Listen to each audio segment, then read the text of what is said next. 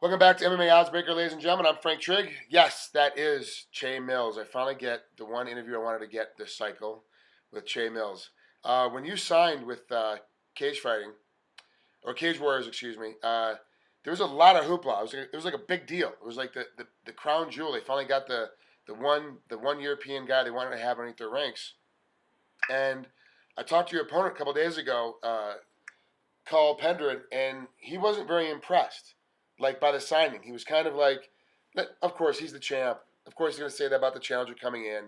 It just kind of makes sense. But when I was interviewing him, I kind of got the feeling he was like, it's a lot of hype behind Che. It's not real. It's like you're giving everyone's giving this guy some credit, but he really doesn't deserve it. Have you felt that from your opponent in other interviews and other times? To be honest, I don't really take much notice of what he says. I've been doing this for years, so no matter what he says, we both got to get in there and fight. So we could both talk till the cows come home, but at the end of the day, there's a fight at the end of it. So what he says makes no difference to me. Well, let's go back and look a little bit here in your last set of fights. You lost to Roy McDonald. You beat Dwayne Ludwig, and then you had a no contest against Matt Riddle. So your last series of fights were actually pretty good, but then the UFC still released you, and you end up landing with Cage Warriors. What was it like in that midterm? Not really knowing what you're going to do, not really knowing where you were fighting, especially after having such a good time in the UFC and beating quality opponents. Yeah, it was obviously, at first it's a difficult situation. I was kind of basically, what do I do from here? Right. Do I keep fighting? Do I look for a regular job? Because I just had a son recently as well, so I was kind of just stuck in the middle somewhere. Like where do I go? So yeah, it was definitely a strange situation. Now, did you have a girlfriend, your mom, a wife? Did somebody help you get through it? A best friend, like help you get through that trying time? Because I know for me, when that would happen, you kind of feel like you're alone on an island and no one's really there to help you out because you're kind of stuck by yourself. Yeah, I mean, I had a lot of support. I must say, pretty much from everyone. My coaches, family, girlfriend. Everyone just kind of just made me realize that it's worth sticking with. I've been doing it so long, so basically not to give up now at this point. Well, you have been fighting for a long time. You're 15-5. Calls 12-2, I believe, if I remember correctly. And you're running through it. Like you were running through the welterweight division and getting yourself kind of put up there. Yes, it's a title fight, and I'll be there live. I'm actually one of the commentators for this fight, so I'm really excited to be able to call one of your fights live. What does this fight mean to you as far as your overall career goes? First of all, I think it's just, for me personally, it's a proving point all over again. Especially after being released, a lot of people have been doubting me. So for me, it's just basically proving, to all the doubters, proving to myself that, I'm still worthy. I can still do this. And yeah, obviously the belt itself is motivation as well, just to be called a champion again. Break down your opponent for us. What do you see him doing when you are watching tapes, and what are you looking to exploit on him? He looks like physically, quite a strong guy. Technically, I don't think he's that good, personally. But at the same time, he's got a lot of heart. I've seen that from him. I know he won't give up without a fight. So, sometimes, in some cases, that's all that matters. So, yeah, I don't think it's going to be easy. But at the same time, I don't think there's any doubt that I'm going to win. How do you see this fight finishing? Do you see you beating him up with a submission? Do you see him stopping him, knocking him out? Like, how do you see this fight ending finally? Do you know what? I don't see. All I know is I'm going to finish him some way. Like I said, I've been doing this too long to, just go in there to expect a knockout or, expect just a submission. I'm literally just going to take whatever comes, but I know it's going to come. As you've been training, through these years, I mean, you've been fighting a long time. For these years, what did you find the toughest thing to learn? Was it jiu-jitsu? Was it wrestling? Was it the boxing? What was tough for you to learn?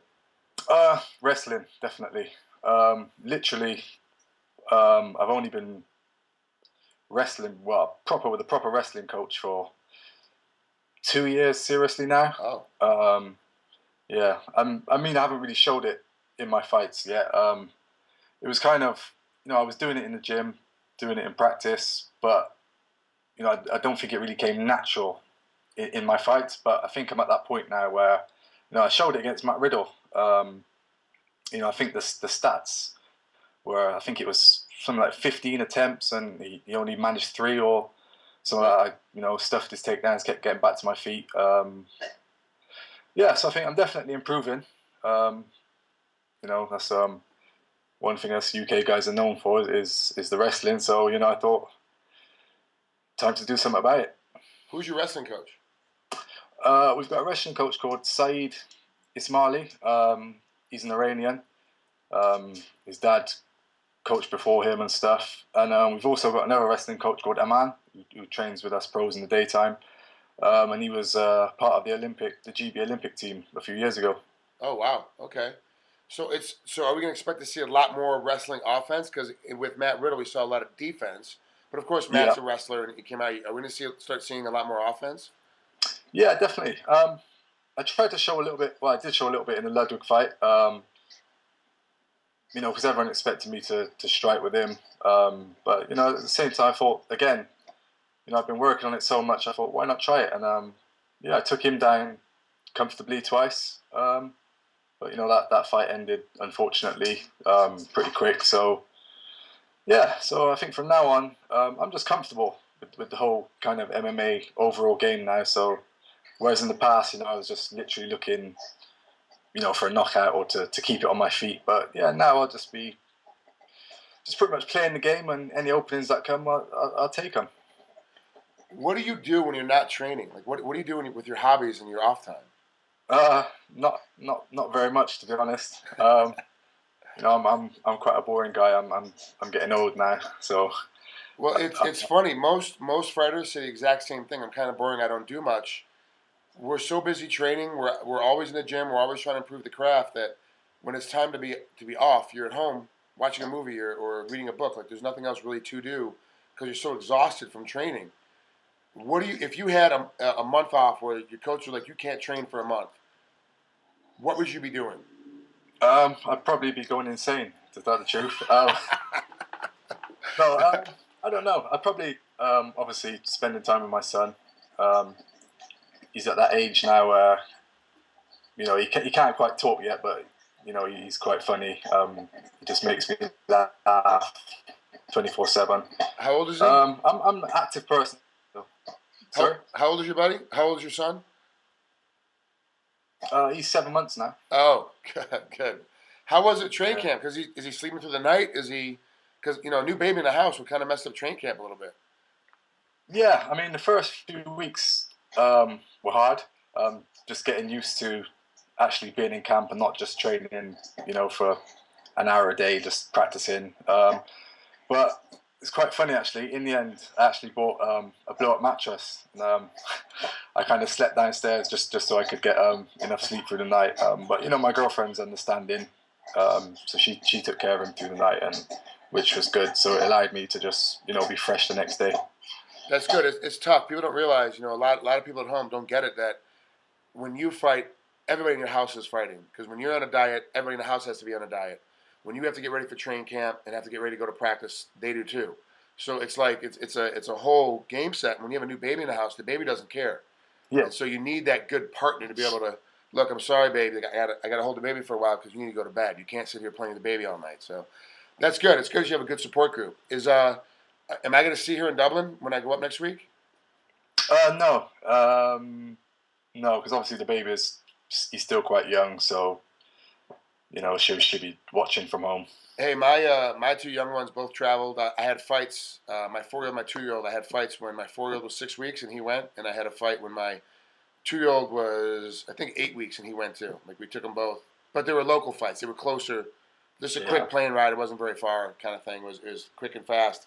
But yeah, it's tough when you have a baby. You know, when you have a baby, a brand new baby. Like, your girlfriend comes to all your fights, so now all of a sudden she's not coming. Is that going to throw you off a little bit? No, to be honest, I prefer it when she's not there. Oh, okay. Yeah. No, Uh, it's. Believe me, every guy's different. Like some guys, yeah. like no, I gotta have her there. Like I need her to do. And some guys like I need a break. I gotta have a Yeah. break. Yeah, It's not that. I think just for me personally, it's yeah, just the fact of, for me, it's another worry. Not a worry, but just knowing she's there, and it's kind of, takes a little bit of focus away from the fight because you're kind of thinking, what's she doing? Is she okay? And whereas, with my brothers and my dad and stuff, they can all look after themselves. So yeah. yeah, so in that sense, it's just more when she's not there. It's just more peace of mind for me. Perfect. Well, Che, I know it's late for you right now. It's only mid-afternoon for me, but I know it's at night, and I want you to get some sleep. So I appreciate you coming on to the MMA Oddsbreaker. Good luck next week in the championship fight. And I honestly, it's going to be such a pleasure for me to be able to call one of your fights live. I've always, the first time I saw you fight, I wanted to do it. And thanks to Graham, I actually got a chance. Thanks, Frank. That's good to know. Take care, my friend. We'll talk to you soon. All right, thanks, Frank.